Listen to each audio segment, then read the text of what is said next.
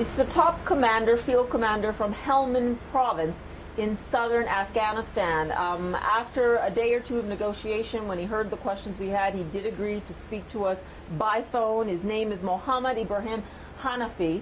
And some of the categories, topics, it was a far-ranging interview, but what is important to note is specifically on the issue of foreign aid workers. He definitely determined that there is a new threat against them. He said that they are collecting information against them, and he says that the new Taliban constitution, which he says has now been prepared and been issued, means that when they get these foreign aid workers, that they can either kill them or hold them in exchange for other Taliban prisoners. He says, quote, "If we get someone, that is how we will deal with them under our new constitution." Very chilling indeed. And I think for a lot of the foreign aid workers working here in this country, they have always assumed that they had some measure of protection, because they say over and over to the Taliban that we are here to fight, to help the people. We are not here to fight a war.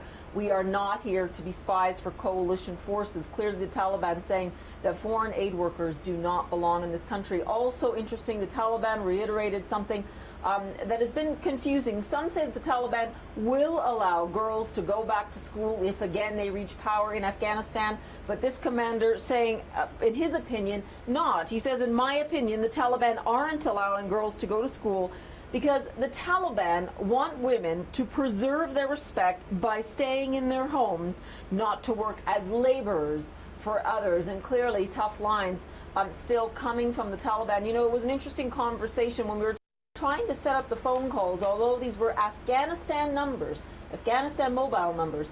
When we tried to call over and over in the days prior, the recordings came in Urdu, Pakistan, that means.